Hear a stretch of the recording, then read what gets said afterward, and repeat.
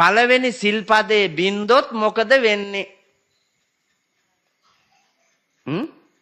පානාතිපාතා පටිවිරතෝ හෝති. ප්‍රාණඝාතයේ සිද්ධ කළාම සුබ මෙහෙම වෙනවා. කොහොමද වෙන්නේ? අකාලේ මැරෙනවා. අකාලේ මැරෙනවා. කර්ම රෝග හැදෙනවා. හොඳ කරන්නම බෑ.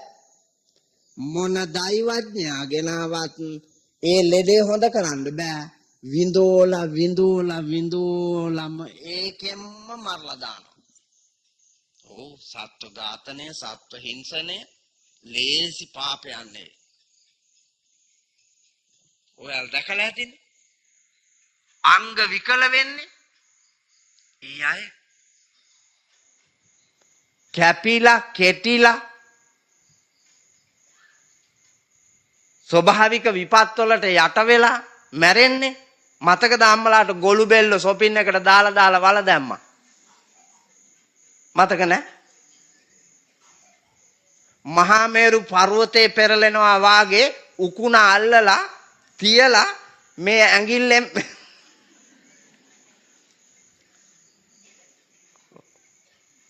නෑ මැරුවේ නෑ. උකුණ මරාපු නැති ගෑණියක් අත උස්සන්න.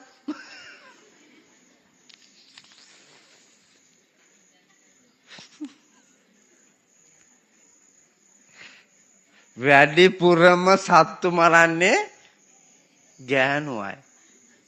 වැඩිපුරම සත්තු මරන්නේ හඳුන්නේ ගෑනු අය. මේ මෙවුන්දලා නිවන් යන්න වාගේ හිටියට වැඩිපුරම සත්තු මරන්නේ ගෑනු අය. පිරිමි අය නෙමෙයි. පිරිමි අය ඌරෙක්, ගෝනෙක්, මුවෙක් අවුරුද්දකට විතර සැරයක්, සමහරට මාස 2-3කට සැරයක් ඔය වාගේ එකෙක් එලා ගත්තොත් මිසක් ජීවිතේට පිරිමි උකුණ මරනවද? උගේ ඔළුවේ හිටියත් මරන්නේ නැහැ. උගේ ඔළුවේ වුණොත් ගෑණි මරන්නේ. ඔව් සෙනෙහ බරව මේ ඉන්නවකෝ අයිසේ මේ බලනවකෝ ඔළුව එතකොට මිනිහටත් පොඩ්ඩක් සනීපයි. අර කිට ඇත්තිපදම් මරන්න දීලා මේක ප්‍රීතියෙන් ඉන්නවා. අර කිය අපායට යනවා. මේක නිවනට යනවා. ඔව් ඔබට පේන්නේ නැතුවට ඔබට චූටි වාගේ නේද පේන්නේ උකුණක්? ඔබ බලන්නකො ඔබ මරලා තියෙන උකුණ, මකුණ, කැරපොත්තෝ, කූඹියෝ, වේයෝ, මීයෝ, මකුළුවෝ ගෙදරට හානි කරන්න එන මොකාද ඒකට යන්න අවසර නැහැ. එහෙම නෙමෙයිද? එහෙමයි. මල් ගස් කන්ද ගොළු බෙල්ලෝ එනකොටම දැම්ම shopping එකට දැම්ම පාරට.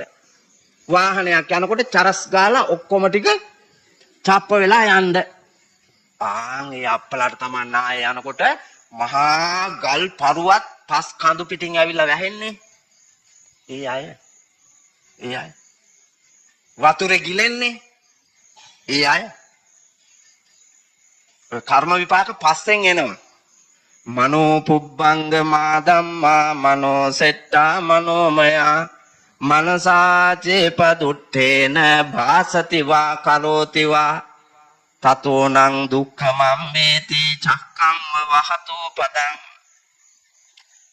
ගොළුගේ පාතබන රිද්මය අනුව බැඳි ගැලෙහි රෝදය කැරකි පසුපස එන්නාසේ සංසාර ගමනේ කරපු පාපයෝ පසුපස ලුහු බඳිමින් විපාක දෙනවා. එවන් බේරිලා පැනලා යන්න හම්බෙනවද? බේරිලා පැනලා යන්න හම්බෙන්නේ විපාක දෙනවමයි. ඒක බුදුහාඳුරුවන්ටත් එහෙමයි. මහරහතන් වහන්සේලාටත් එහෙමයි. මේ මනුලොව යමෙක්ද හැමෝටම පොදුයි. ඔයාලට මතකනේ මුගලන් මහරහතන් වහන්සේ නේද? කොහොමද මැරුණේ? नायक හොරු ගහලා තලලා ඇටකටු කඩලා වර්ධිමතුන් අතර අග්‍ර මහරහතන් වහන්සේ අසුරු සැනින් යොදුන් ගානක් දුර නොපෙනී යන්න පුළුවන් උන්වහන්සේගේ ප්‍රාතිහාර්ය බලය තියෙද්දි හොරු අල්ලගෙන කාලා ඇටකටු කඩලා තලලානේ පිරිනිවන් පෑවේ. හේතුව ඔව් අම්මටයි අප්පච්චිටයි ඕකෙත් ගෑණියක් ඉන්නවා කෙරෝලේ. නේ? අම්මවයි අප්පච්චිවයි කැලේට අරගෙන ගිහිල්ලා හොරු ගහන විදියට ගාලා අම්මයි අප්පච්චි දෙනා විනාශ කරලා දාලා ආවා. ඇයි? ඔව් බිරිඳගේ කීමට. දැන් ඒ જાතිය ගෑනු මෙතන නැද්ද? ඒ જાතිය ගෑනු මෙතන නැහැ. තමන්ගේ නැන්දම්මාටයි මාමණ්ඩීටයි ප්‍රීතියෙන් අම්මටයි අප්පච්චිටයි වගේම සලකනවද බලන්න ඔබම බලන්න. මට පේන්නේ ඔබටයි පේන්නේ. මහත්තුරු හැමදෙනාම බලන්න ඔබේ බිරිඳ ඔබේ අම්මටයි අප්පච්චිටයි ප්‍රීතියෙන් සලකනවද කියලා. පේනව නේද? පේනවා. එතකොට උඹේ ගෑණි කොහාටද යන්නේ? නිරයටද සුගතියටද කියලා පේනවා මිනිහට. ගෑණි යන දිය. ගෑණිට පේනවා මිනිහා යන දිය. දෙමව්පියන්ට පේනවා දරුවෝ යන දිය. දරුවන්ට පේනවා අම්මයි අප්පච්චි යන දිය. හොඳට බලන්නකෝ. ඒකට වෙනම ප්‍රාතිහාර්යයක් ඕනේ. ඔබටම පේනවා ඔබ කරන දේ. සුගතියටද දුගතියටද පුණ්‍යවන්තද පාප කර්මයක්ද කුසල් රැස් කර ගන්නවද අකුසල් රැස් කර ගන්නවද ඒ ඔබට පේනවා. සියලුම නන්දම්මලා බලන්නකෝ ඔබ දිහා. දුවට ප්‍රීතියෙන් සලකන මවකසේ තමන්ගේ පුත්‍රයන්ට ගෙනාපු ලේලිලාට සලකනවාද? මං කිව්වා නේද රෙද්ද ඇතුලේ ඉන්න එක පේනවා නම් හොඳයි කියලා. දැන් රෙද්දෙන් වහලා පෙන්නනවා උපාසක මහත්මා ගති සැබෑම මනුස්ස.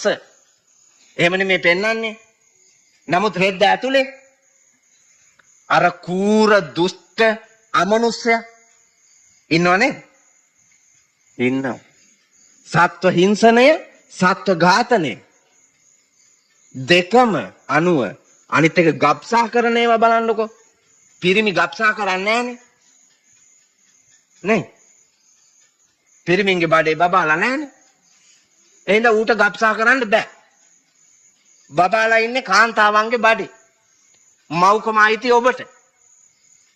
ගබ්සා කළේ මිනි මරණ තැන ඉඳලා කුරා කූඹියා දක්වා. ඔබ අද ගෙදර ගිහිල්ලා බලන්න මේ හාමුදුරුවෝ මෙහෙම එකක් කිව්වා ඇත්තටම මේක මගෙන් වෙලාද නැද්ද? ස්වයං විමර්ශනයක් කරන්න. තමාගෙන්ම ප්‍රශ්න අහහා බලන්න. මං හරිද වැරදිද? මං ධර්මානුකූලද නැද්ද? මං බෞද්ධ දර්ශනයට අනුවද මේ යන්නේ? මා ප්‍රතිපත්තිගරුකව සිල් පුරනවද? සිල් රකින්නවද? මගෙන් යුතුයකම් කියන ඒවා මේ ලෝකයට වෙනවද? ඔබ ඔබෙන්ම අහන්න බලන්න. එතකොට ඔබට පේනවා ඔබ කවුද කියලා. ඔබ යන ගමන වැරදි නම් ඒ ගමන වෙනස් කරන්න. ඔබ කරන දේ වැරදි නම් ඒ වරද අත්හරින්න.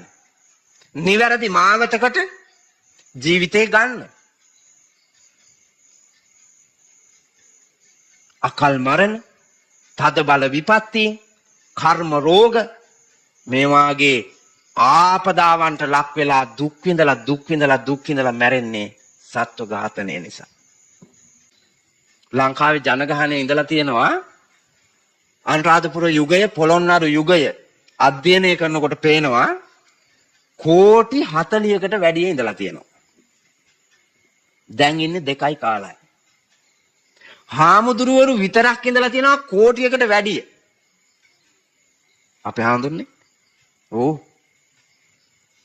සිතුල්පව්ව රජ මහ විහාරයේ විතරක් 60000ක් මහරහතන් වහන්සේ. අපේ අනුරාධපුරයේ තියෙනවා 12000ක් මහරහතන් වහන්සේලා වැඩ සිටිය පන්සලක්. මොකක්ද ඒක? වන්දනාවේ ගිහින් නැද්ද අනුරාධපුරේ? වන්දනාවේ යන්න ඇති. මම දන්නවනේ යන වන්දනාව. පාර දිගට තියෙනවා පාචනය වෙනකන් කාලා. ඔව් අනුරාධපුරේ නගරේ වටේ රවුමක් කැරකිලා මොන හරි කුණු ගොඩක් උස්සාගෙන අනුරාධපුරේ මෙහෙට එනවා. ගියාලු වන්දනාවේ. ගියානම් බලන්න දකින්න එපා 12000ක් මහරහතන් වහන්සේලා වැඩ හිටියේ පන්සල. දැක්කද? බලනවා ගිහින් මම දන්නවනේ යන ගමන. වල් විදියට යන්නේ.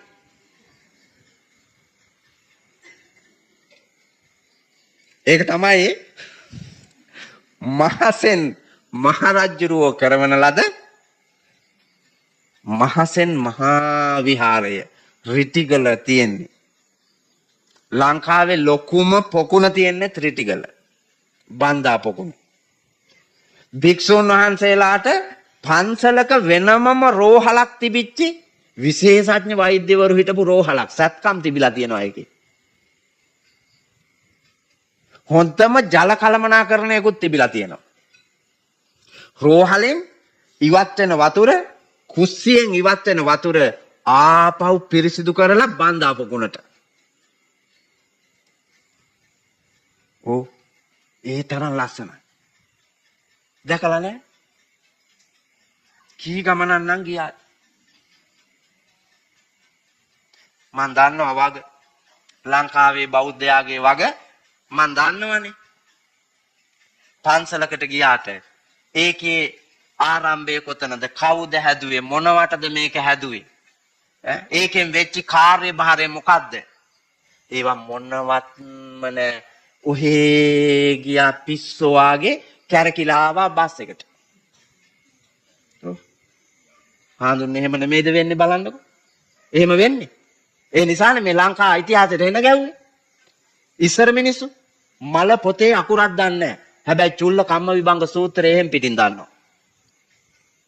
ඔව්. චුල්ල කම්ම විභංග සූත්‍රය දන්නවා.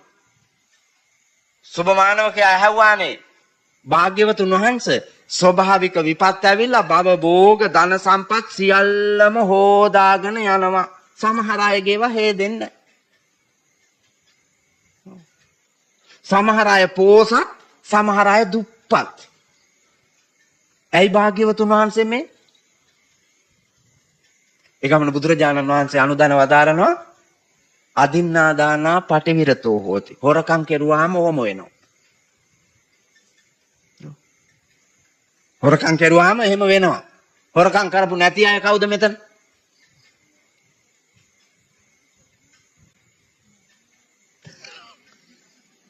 මොනවද හොරකම් කරන්න පුළුවන් අපිට? මේ ලෝකෙ මොනවද අපිට හොරකම් කරන්න පුළුවන්?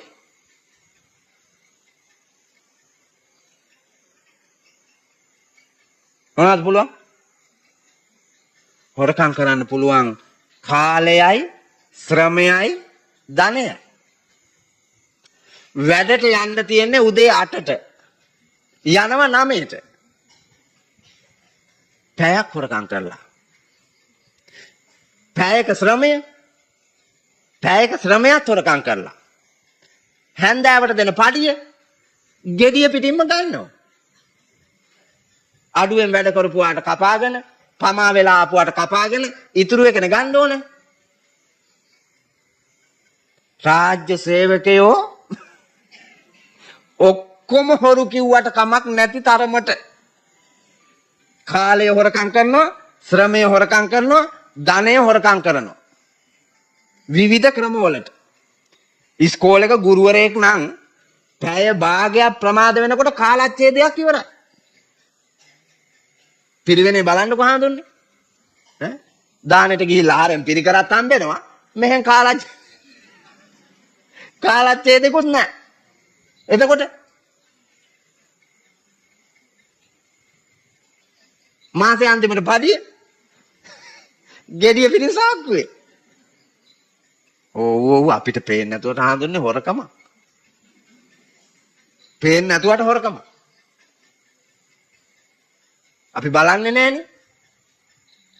ඒකනේ භික්ෂුන් වහන්සේලා රාජ්‍ය සේවයට සම්බන්ධ වුනේ නැත්තේ. අතීතයේ භික්ෂුන් වහන්සේලා රාජ්‍ය සේවයට සම්බන්ධ වුනේ නැත්තේ, රජයෙන් වැටුප් ලැබුවේ නැත්තේ ඒ නිසා. සබ්බ දුක්ඛ නිස්සරණ නිබ්බාන සච්චිකරණත්තාය ඉමං කාසාවං ගහෙත්වා පබ්බා ජේතමන් බන්තේ අනුකම්පං උපාදාය මුලින්ම මහාන වෙන දවසේම ඒකට පොරොන්දු වෙනවනේ. සබ්බ දුක්ඛ නිස්සරණ නිබ්බාන සච්චිකරණත්තාය කියනකොටම අපිට අතෙන්ට එන්න බෑ. එතනින් අපි අහු වෙනවා. එඳ ගිහි පැවිදි අපි ඔක්කොම නැවත අපි දිහා බැලුවා නම් අපිට පේනවා කාලය ශ්‍රමය ධනය අපි ලෝකෙට පූජා කරලාද අපි ලෝකයෙන් හොරා කාලාද හොරා කෑවොතින් කන්දලේ දෙන්න දෙපොලේ දක්කනවා කටු කැලේ ගාලේ නොලයා වද දෙනවා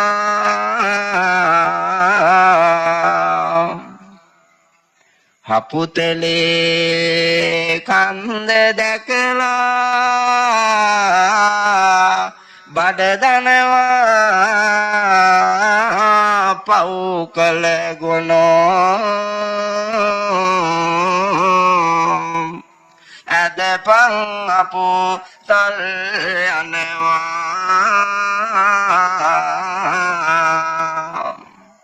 ගුණ වෙලා කඹරන්නේ හොරා කාපුවා නිකම්මද කඹරන්නේ නෑ අනන්ත දුක් විඳලා කඹරන්නේ ගොනාට ලාඩම් ගහලා කුරවලට ටොංගාන බඩු පරවල කරත්තට ඒ කරත්තේ විය බැඳලා කරේ ගිරි දුර්ගයක් වෙච්චි කඳු අදින්න තියෙන්නේ කිරියට දියපට්ට නගිමින් කර මැදෙනවා ඊළාට කූඩුව දරමිටියක්සේ හිර වෙනවා සෙම ගලනවා හොටු කඳුළු ගලනවා ලාඩම් පටි කන්ද මුදුනට බර වැටෙනකොට පහලින් පහලට නෙරනවා ඇනතියපු හිල් වලින් ලේ විදිනවා මේ තා කටුක දුකක් විඳිමින් හාම් පුතාට කඹරනවා ඔව් කඩේ හොරට බඩු කිරනවා හොරට මනිනවා අපි දීසල් ඉවරයි කියනවා මිල වැඩි වෙනකොටම දැන් ගෙනාවේ කියනවා හංගපුවා වැඩි මිලට විකුණනවා ඔව් රාජ්‍ය සේවකයෙක් ගාවට ගියපුවාම වැඩක් කරගන්න ඕක කරන්න බෑ මාත්‍යා කොහොමවත්ම බෑද ක්‍රමයක් නම් තියෙනවා වක්‍ර පාරක් පෙන්නලා ගානක් ගන්නවා අර බෑ කියපු වැඩේ විනාඩි 5ට එනවා කියන්නකො සහතිකේ ලියුම කරන කලට පව් මීරිය මිසේ විඳින කලට දුක් දැඩි වේගිනිසේ හැඳින මේ පව් තුරාලන උපදේසේ නුදුන මැනවි තුන් දොර අවකාශේ විපාක දෙනකොට තමා තේරෙන්නේ මදුවා මඤ්ඤති බාලෝ යාව පාපන්න පච්චති යදාච පච්චති පාපං අත බාලෝ දුක්ඛං නිගච්ඡති පව් කරනකොට ඉතා මිහිරි රසවත් ප්‍රීතිමත් දිවේ මී පැණි ගෑවවා ඒ විපාක දෙනකොට මහා ගින්නකට අසු වී දැවි පිලිස්සී යන වාසේ වේදනාවයි හැබැයි එතකොට පෙරදිලා ඉවරයි ආපහු ගැලවෙන්න බෑ ඒ නිසයි කල් මත්තෙන් මේ කටුක දුක්බර වේදනාවන් සිදුවෙන මහා අකුසල කර්මයක් වූ සීලය බිඳීම තරපන නැසීම හොරකම් කිරීම කාමයේ වරදවා හැසිරීම බොරුවෙන් ලොව රවටීම මද්ද්‍රව්‍ය ගැනීම පෙරීම විකිනීම වැනි ක්‍රියාවල නියැලෙන්නේ නැතිව ලැජ්ජ බය උපදවාගෙන මේ පාප විපාක දෙන එකට. ඒකෙන් දිවි හිමියෙන් මෙවැනි දෙයකට මා සම්බන්ධ වෙන්නේ කියලා ප්‍රතිඥා තැබීමමයි පුතා සීලය. ලැජ්ජ බය තියෙන්නම ඕන. මේ පාපයේ විපාකයට ලැජ්ජ බය තියෙන්න ඕන. එතකොටයි සීලේ පිහිටන්න පුළුවන්. අපිට ලැජ්ජත් නැහැ, බයත් නැහැ. බලන්නකො ගොඩ පිටියම ගෑනු කී දෙනෙක් මිනිස්සු මාරු කෙරුවද කියලා. දැන් ඔයාලගේ ඇස් ඉදිරියේ හඳුන්නේ අරකිත් මාරු කෙරුවා, මේකිත් මාරු කෙරුවා, මේකිත් මාරු පේන්නේ පේනනේ. පේනවා. පේනවා මාරු කෙරුවා. ඒ වගේම පිරිමිත් මාරු කෙරුවා. දැනට මාරු කරමින් ඉන්නවා. මාරු නොකොට හුව මාරු වෙනවා.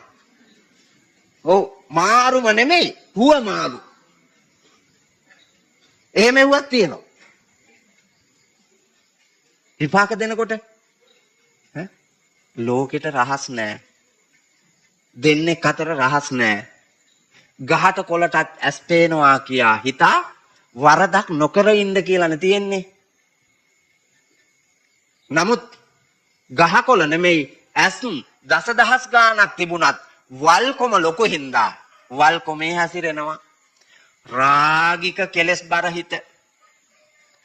යෝ සහස්සං සහස්සේන සංගාමේ මානුසේ ජිනේ ඒකං ච ජය අත්තානං සවේ සංගාම ජුත්තමෝති. අහලා තියෙනවනේ? ඔය ගාතාව අහලා නැද්ද? ඔව්. කාටද කිව්වේ බුදුහාඳුරෝ?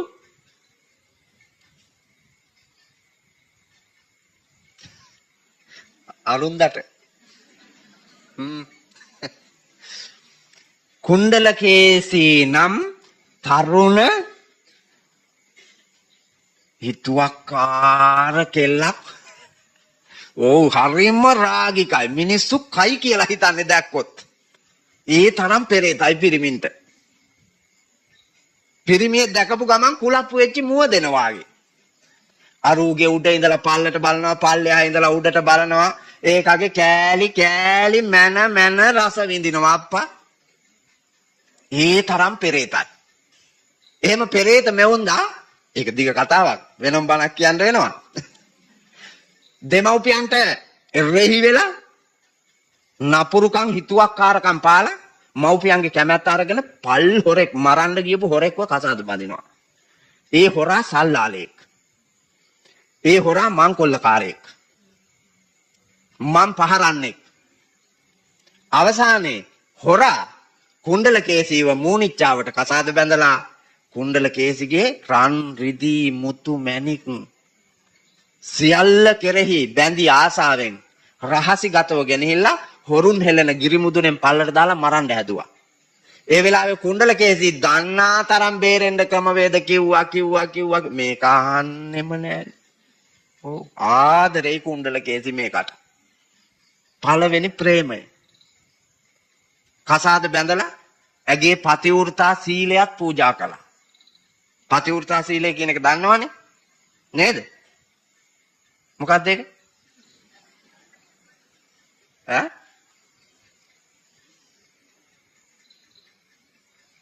මොකද්ද පතිවෘතා සීලය කියන්නේ? පතිවෘතා සීලය කියලා කියන්නේ වෙන මොකක්වත් නෙමෙයි. කාමේසු මිච්ඡාචාරා වේරමණී සික්ඛාපදං සමාදියාමි කියන සිල්පදේ මනවින්ම රකින්න කතක සුරක්ෂා කර ගන්නා ලද තමන්ගේ ශික්ෂණය. පිරිමින්ට ඒක තියෙනවා. ගෑණියේ පතිවෘතා සීලය රකින්නකොට පිරිමියෙන් මොකද්ද රකින්න ඕන?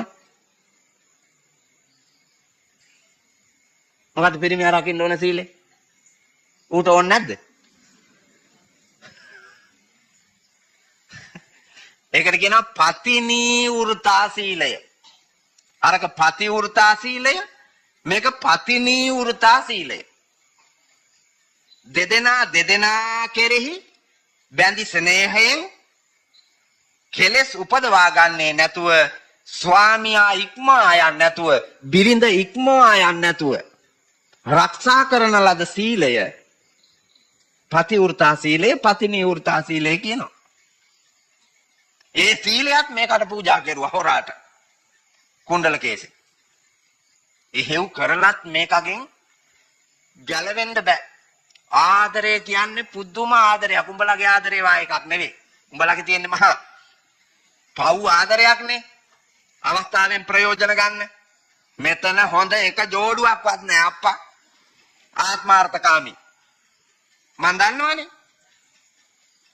දැන් මිනිහා කන වුණොත් එහෙම එක හැකට ආදරෙන් භාගයක් ඉවරයි.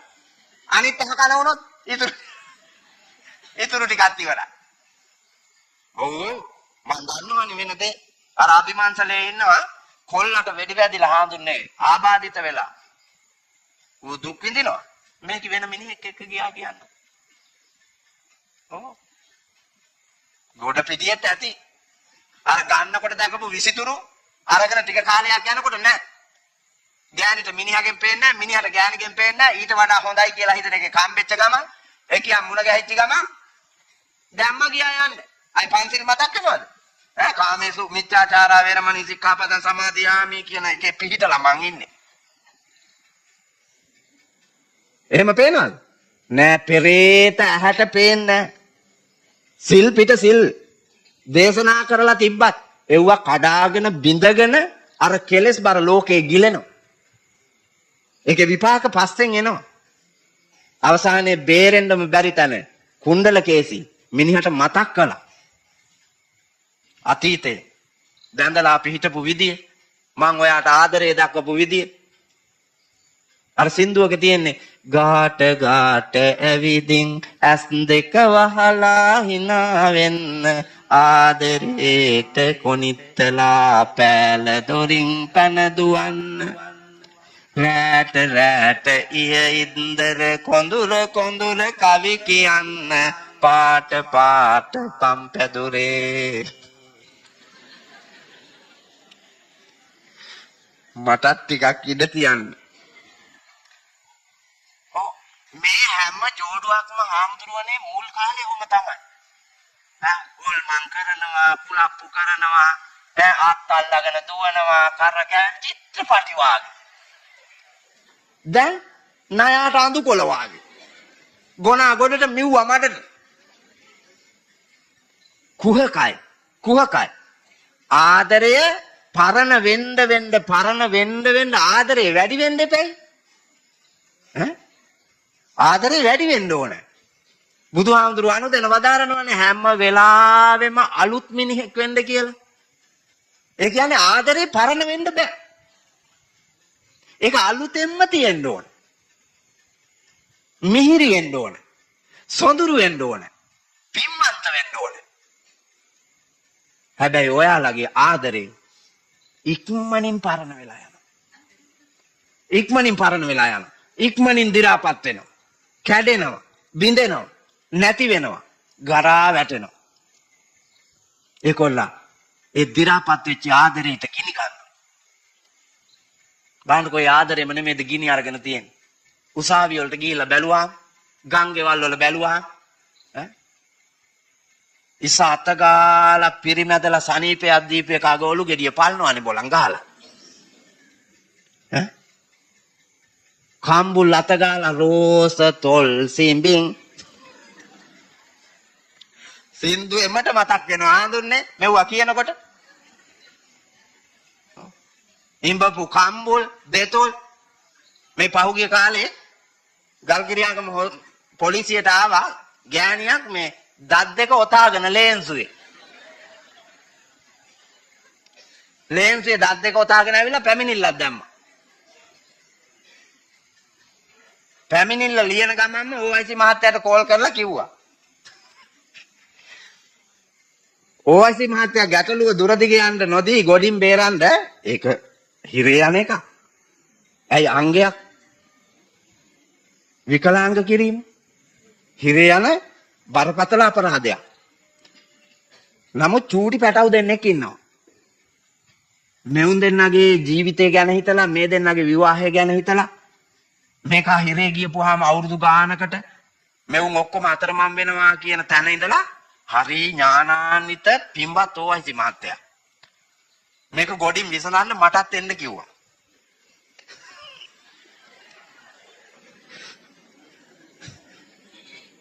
ගෑනු ගැන කලකිරීම ඇති වෙන්න වෙච්ච හේතුවක් මේ අපේ අම්මත් ගෑණියක් නේ. මගේ අක්කන්ඩි මගේ නංගිලා තුන් දෙනා ගෑනුමනේ. අපේ අයියන්ඩිලා මල්ලිලා ගෙනල්ලා ඉන්නේ ගෑනුනේ. ගමකට සෙනග අපේ පවුලේ. අයි 10 දෙනෙක් බැන්දහම 20ක් නේ අප්පා. හිතලා බලන්නකෝ. ඒ නම දෙනා බැන්ද 18යි. ඒ 18 දෙනා පැටව දාලා දැන් ඒ පැටවුන්ගේ පැටව. ඔව් අපේ අම්මා දරුවෝ මුණුපුරෝ දෙමුණුපුරෝ තුමුණුපුරෝ දැන් වයෝවෘදයි හොඳටම. මරණාධාර සමිතිය ඕනේ නැහනේ අපිට.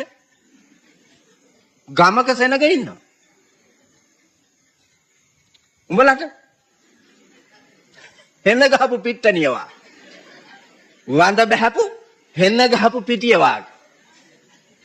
ඔව් අර මරාපේ උන් හිටියාන මොන්න තරම් ලස්සන අයෝමේ පුරුෂයෝ වෙන්න ඇද්දනේ. කරුමේක මහත ඉතින් කරන්න දෙයක් නැහැ. වල්කොමට කරපුවා විපාක දෙන තැනක් තියෙනවා. එතනදි බලපල්ල. දැන් තේරෙන්නේ නැත්තම්. ඒකයි සිහිය තියෙන්න ඕන කියන්නේ. ඊට පස්සේ OIC මහත්තයයි මායි දෙන්න සාමදාන කරන්න හැදුවා ගෑණි ආන්නෙම නැහැ. මිනිහව කූඩුවට දාන්න කිව්වා. දාන්න කියලා ඇහුවා උඹේ නීත්‍ය අනුකූල මිනිහමද මේ? ඔව්. ඇත්තටම ඔව්. ඌ හරි හොඳ මිනිහෙක්. ගෑන්ට කේන්ති. නෑ කලබල වෙන්න එපා. ඌ හොඳ මිනිහෙක් කියලා කිව්වේ ඌ දත් දෙකයි උඹේ ගලවලා තියෙන්නේ. බැරි වෙලාවත් උඹ මගේ ගෑණි වුණා නම් 32ම නෑ මේ වෙනකොට. ඒ තරම් කුණු කටක්නේ බොලතොට තියෙන්නේ කිව්වා. ඔව්. මේ මමත් ඉඳිද්දී OIC ඉඳිද්දී පොලිසිය ඇතුලේ ගෑණි මායම් වෙන්න ගත්තා කියන්නකෝ. ඉන්න තැන නොතැන මේකිට තේරෙන්නේ නැහැ. වියරු වෙලා, කෝපාවිෂ්ඨ වෙලා. ඔය දත් දෙක හැලෙන්න ඉස්සෙල්ලා බලන්න එපා ගින්නි කිකිලි වාගේ එන්න ඇත්ත ඒකත් එක්ක. අපි තෝරලා දීපු එක නෙමෙයි එයානේ තෝරගත්තේ. දැන් ඔය උඹලා අරන් ඉන්න මිනිස්සු උඹලා තෝරගත්තා මිසක් අපි තෝරලා දුන්නා නෑ. උඹලා ගෑනු උඹලානේ තෝරගත්තේ හොඳයි කියලා. දැන් කණ්ඩ හැදුවට කරන්න දෙයක් නෑ. ගලපගෙන මැරෙනකම් ප්‍රීතියෙන් යන්න උපායශීලී වෙන්න ඕනේ. උපක්‍රමශීලී වෙන්න ඕනේ. ඒකට බුදුහාඳුරු අනුදැන වදාළේ පයෝග සම්පත්තිය. දුක් නැති කරගන්න උපක්‍රමශීලී වෙන්න. අත්තේ කච්චානි පාපකානි කම්ම සමාදානානි පයෝග සම්පatti ප්‍රතිබාධානි නවිපච්ඡන්ති. විපත්ති නැති කරගන්න උපක්‍රමශීලී වුණාම පුළුවන්. ගැටලු නැති තැන නැහැ. අඩුපාඩු නැති තැන නැහැ. නොගැලපෙන නැති තැන නැහැ. ඒවා දැනගෙන දැකගෙන අවබෝධයෙන් ගලපාගෙන නිර්මාණශීලී ගමනක් යන්න වීරිය කරන්න ඕන. එහෙමයි කියලා ඉන්න ගෑණි ගෙදර නිකන් පඹයට තියාගෙන රටපහක ගෑනු පස්සේ ඇවිදින්න. ඉන්න මිනිහා අතකොළුවට තියාගෙන මිනිහා එහා මෙහා වෙනකොටම මාරු කරගන්න. ඒවා ජීවිතද? ඒවා මෙලවදීම මිහිපිටම අපායක්නේ. ලංකාවේ කීයක් පවුල් ගිනි අරන් තියනවද? කී දෙනෙක් මැරිලා තියනවද? සියදිවි නසාගෙන, මරාගෙන, කපාගෙන, කොටාගෙන. මේ පහුගිය කාලේ අපි හඳුන්නේ OIC මහත්තයෙකුට. ඔය වගේ කොල්ලෙක්ගේ ගේකට රිංගලා. ඒ ගෙදර අයිතිකාර කොල්ලා මෝල් ගහෙන් ගහලා තිබ්බා ඔළුව කුඩු වෙන්න. ඔව්. ඔළුව කුඩු කරලා ඔළුවේ ඉඳලා කකුල් දෙකේ විලිඹුව ගාවට එනකම්ම තලලා මෝල් ගහෙන්. දෙමළ චිත්‍රපටියක් වගේ හඳුන්නේ. ගහලා තියෙන ගැහිල්ල. ගෑණිටත් ගහලා තිබ්බා. ගේ ඇතුලේ ලේ ගොඩේ දත් වගේක් වැටිලා තියෙනවා දැකලා. OIC මහත්තයාගේ කට පරීක්ෂා කරලා බැලුවම උගේ දත් තියෙනවලු. ඒකෙන් තේරුම් ගත්තලු එහෙනම් ගෑණිගේ දත් මේ කියලා. ගෑණි පැනලා දත් ටික හැලෙනකොටම. OIC දැඩි සත්කාරේ ඉඳලා ඉවරලා හොඳ වුණා. හැබැයි දැන් මන්ද මානසිකයි. ආයි ඉතින් OIC කනුත් නැහැ. පෞල් ජීවිතත් නැහැ. කර උසට ළමයි. මොකක්වත් ගෞරවනීය රාජකීය උත්තම රජයේ නිලධාරියෙක් නෙමෙයි. බාණ්ඩුකර නිලයේ ගෞරවය, තමන්ගේ මනුස්සකම, විවාහක සැමියෙක්, හොඳ තාත්තා කෙනෙක් මේ සියල්ලම අමතක වෙලා ගියානේ කොහෙදෝ තියෙන කේල් මලක්ින්ද. පෙරේතයි පුතා රාගිකයි. ඒකනේ කිව්වේ යෝ සහස්සං සහස්සේන සංගාමේ මානුසේ ජිනේ. දසලක්ෂ ගණන් සතුරු සේනාව මරා දමා මා දිනුවා මා ජයගත්තා කියා හිතනවාට වඩා ශ්‍රේෂ්ඨ වන්නේ තමා තුලම උපදින කෙලෙස් මාර සේනාව මරා දැමීමයි. අර සතුරු සේනාව මරුවට වැඩක් නැහනේ. දැන් ලෝකේ තියෙන ගැටලු විසඳපු OIC බලන්නකෝ. ඔළුව තලා ගන්නනේ. අර කොල්ලෙක් ලව්වා. කොහෙදෝ වල්කොමේ රිංගලා. ආයේ පොලිස් නිලධාරියෙක් ඔය පොළොන්නරුව පැත්තෙම පොළොන්නරුව දිස්ත්‍රික්කේ තමයි. ඔයාගේ තැනකට රිංගලා අනියම් බිරිඳයි මූයි දෙන්න රණ්ඩු වෙලා ඇඳේ නිදාගෙන ඉඳිද්දිම ගෑණිට කේන්ති ගියා. මේසෙට අත දාලා අත ගන්නකොට මේසෙ උඩ තිබ්බාර කේක් කපන සුදු පිහිය. දකුණු අතට පිහිය ආවුණා, වම් අතට මිනිහගේ වටිනා කෑල්ලක් අහුණා, මුලින්ම කපලා විසික්කා. ඕ පොළොන්නරුව ඉස්පිරිතාලෙට ගිහිල්ලා ඇමුන්නෝ හරි කියන.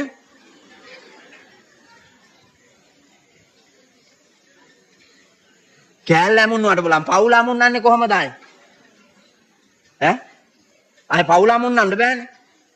පවුල ඉවරයි. රාජකාරිය ඇමුන්නන්නේ කොහමද? සාමය සුරකීමේ නිලධාරියෙක් හැටියට මේ කරලා තියෙන එකට. දැන් නපුංසකයා වාගෙන ඛේදනීය සිද්ධි හාඳුන්නේ යට ගිය දවස බරණැස් නුවර බ්‍රහ්මදත්තනන් රජුරු කෙනෙකුන් රාජ්‍ය කරන කල්ලි නෙමෙයි. මේ දවස මේ හෙළ දීපයේම ඕන තරම් තියෙනවා ජාතක කතා කියන්න. එමට කතන්දර. මේ අපේ ඇස් ඉදිරියේ පේන්න තියෙන. සුරංගනා කතා, අතීත කතා. යට ගිය දවස අපි දැකලත් නැහැ, බරණැස් නුවර ගිහිල්ලත් නැහැ. බ්‍රහ්මදත්ත ඇවිල්ලත් නැහැ.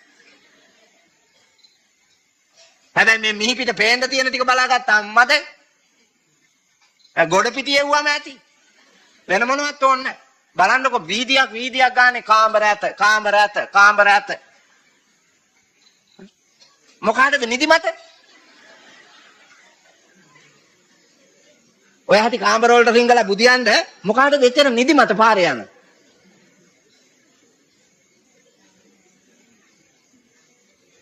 ඕවා මේ මුස්ලිම් නගරයක යන්නකො බලන්න කාමර ඇත කියලා තියනවාද කියලා. මුස්ලිම් නගරවල කාමර ඇත නැහැ. මුස්ලිම් නගරවල ළමා නිවාස නැහැ. මුස්ලිම් නගරවල මහලු නිවාස නැහැ. මුස්ලිම් නගරවල අරක්කු බාර් නැහැ.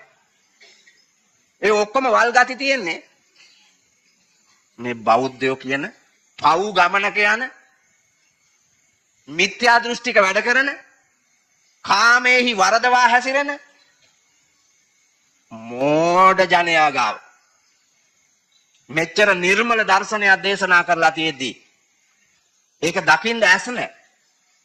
නීති පොතක් ඕනේ නැහැ පුතේ පන්සිල් රකින්නවනම්. නීති පොත් ඕනේ. සාමය සමගිය සතුට සැනසීම ප්‍රීතිය ඇති සුන්දර මනුලොවක පෝසත් බෝසත් ජාතියක් ගොඩනගන්න පුළුවන්. ඒ සඳහා මම මේ මාතෘකාව තැබුවේ අපේ නායකහඳුරු මට දීපු වෙලාව ඉවරයි. තව සිල්පද දෙකක් බින්දාම මොකද කියලා කියන්නත් තියෙනවා. මතු දවසක මුණ ගැහිච්ච වෙලාවක මේ දෙක කියනකම් මේ තුන රැකපල්ලා. බින්දාම වෙන කරුමේ පේනවානේ. ඒ හින්දා නොබින්ද රැකගෙන පිම්මන්ත ගමනක් යන්න දෙරිය වඩන්න ඔබට මට අපට ලෞතර බුදුරජාණන් වහන්සේ දේශනා කොට වදාළ මේ උතුම් සුන්දර දර්ශනය අවබෝධ කරගන්නට වරම් ලැබේවා කියන ප්‍රාර්ථනාව තබන්න.